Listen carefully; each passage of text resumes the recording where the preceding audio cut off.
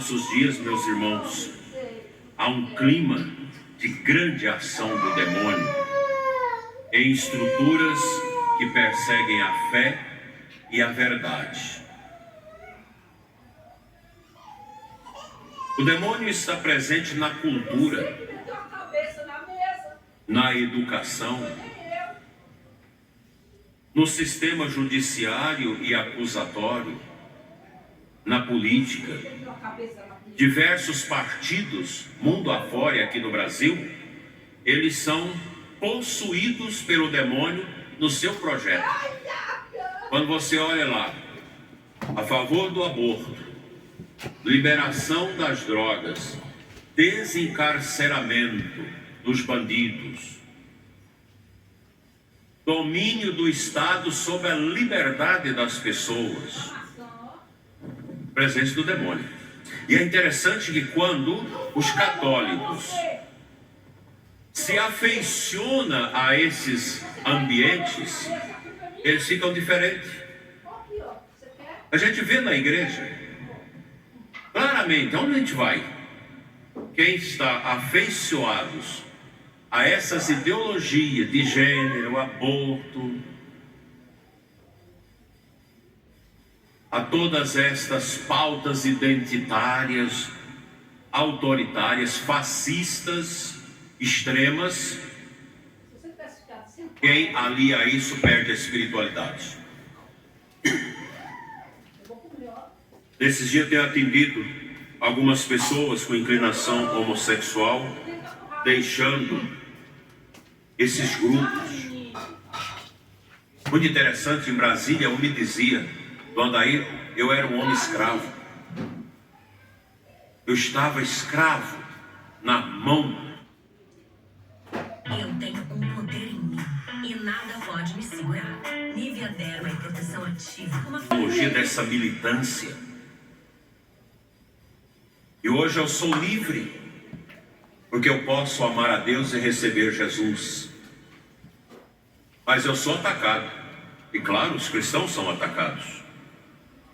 Quando o católico se alia a ideologias ateias, a tudo aquilo que é expressão do mistério da iniquidade, perde a unção. Como Judas.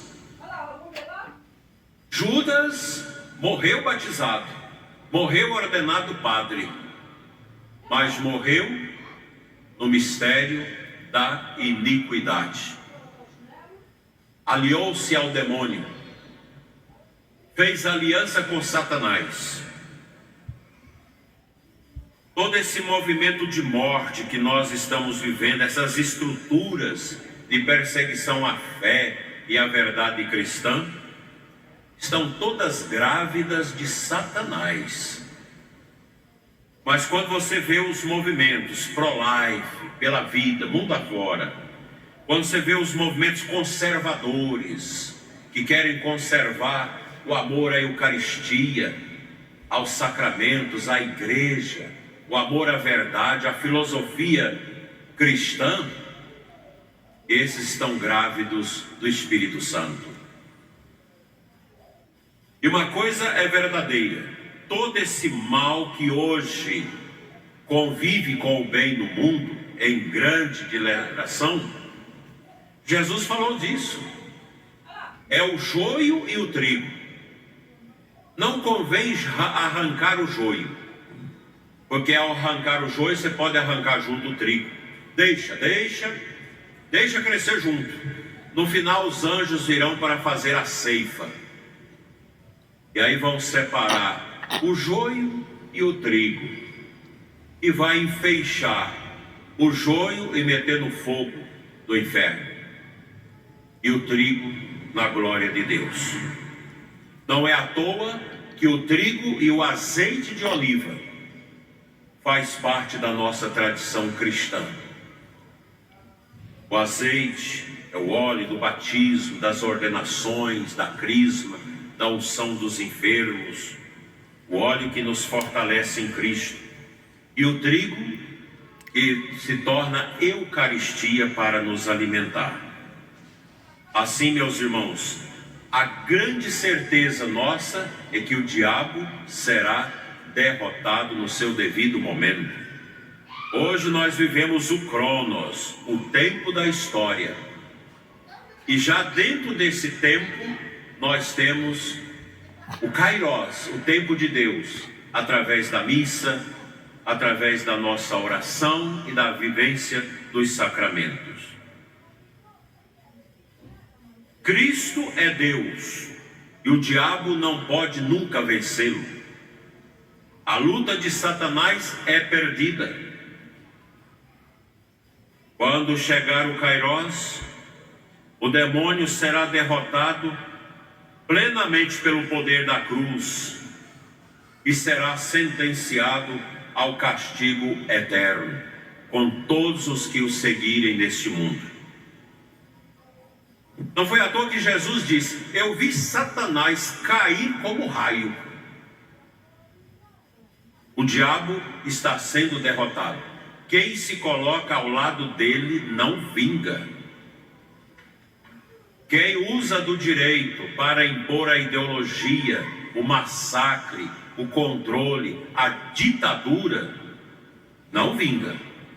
Preste atenção, não vingam.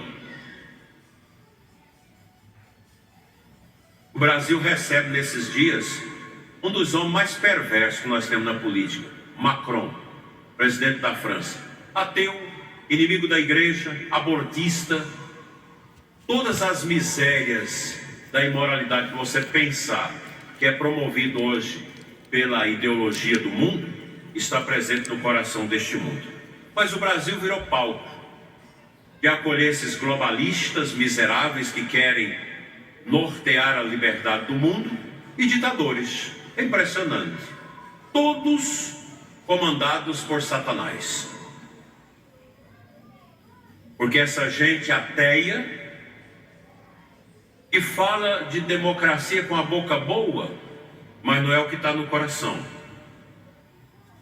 Ali está escondido o controle, a dominação. Pensemos nos discípulos e nos apóstolos. Eles ficaram cegos na hora da paixão. Viram a cena da paixão como uma derrota e voltaram para casa. Lembra dos discípulos de Emaús? Por que voltaram? Porque não foram capazes de enxergar o invisível, o mistério invisível que está atrás daquilo que fenomenologicamente se apresentou no quadro da paixão. Quem não vê o invisível não percebe que há uma luta espiritual. Não percebe que há uma luta de Jesus vitorioso contra o mal. A vitória de Cristo, meus irmãos, e a derrota do demônio, a igreja vive isso há 2000 anos. Qual é A traição de Judas, negação de Pedro, perseguição externa dos poderes que perseguem a igreja, perseguição interna daqueles que praticam a heresia, que querem uma igreja que agrada ao mundo, que agrada aos homens e que não agrada a Deus.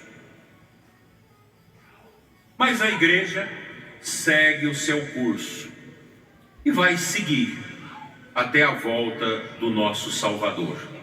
Porque a igreja, e nela nós estamos, é a esposa de Cristo, que o segue ao longo da história da sua vida. E a igreja olha para trás e vai contemplando os cadáveres dos seus inimigos, que ela vai sepultando. Quem se levanta contra a igreja o sepulcra, tranquilamente. Não vai demorar muito, a igreja vai sepultar o ditadorzinho de meia tigela da Nicarágua. que toma as coisas da igreja, que expulsa padres, expulsa freiras, porque é um comunista ateu. Como vai também sepultar o ditador da Venezuela que coloca a igreja calada, sem poder dizer nada? Cristo na cruz vence, a igreja também vencerá. Vamos trazer todo esse mistério, meus irmãos, para a nossa vida. Vamos trazer a experiência do invisível de Deus no mistério da paixão para nossas vidas e de nossas famílias. A experiência do sofrimento marca a humanidade. Todos nós aqui sofremos e ainda certamente vamos sofrer. Como as famílias sofrem. Quantas vezes o caminho nosso se torna cansativo e difícil. Incompreensões, divisões, dificuldade com o futuro dos nossos filhos, doenças, incômodos de vários tipos, destruição da moral, dos valores. Para além disso, a situação de muitas famílias se vê agravada hoje em dia pela precariedade do emprego, pela fome e outras consequências negativas que a crise econômica do mundo e do Brasil vai se impondo. Enfim, nós vivemos o caminho da via sacra, que percorremos várias vezes durante a quaresma. E é um convite que o mistério faz a todos nós, de modo muito especial às famílias, para que contemple o Cristo crucificado, presente nas dores da família, nos cancerosos, nos doentes, nos idosos que já não conseguem fazer mais nada, exige grande atenção das famílias. O problema das drogas, o problema da prostituição. A cruz de Jesus é o sinal supremo do amor que Deus tem por nós, por cada um de nós. Somos chamados a passarmos pela provação, quando as nossas famílias enfrentam o sofrimento, a tribulação, dores e desafios. Olhemos para a cruz de Cristo. Nela encontraremos a coragem para prosseguir a nossa caminhada, podendo repetir com firmeza as palavras de São Paulo: quem nos separará do amor de Deus? A tribulação, a angústia, a perseguição, a fome, a nudez, o perigo, a espada. Mas em tudo isso somos mais que vencedores, graças àquele que nos amou ao extremo de se oferecer por nós na cruz. Que a Imaculada Conceição nos ajude a compreender o mistério invisível da paixão de Cristo nosso Senhor, como ela soube contemplar. Amém.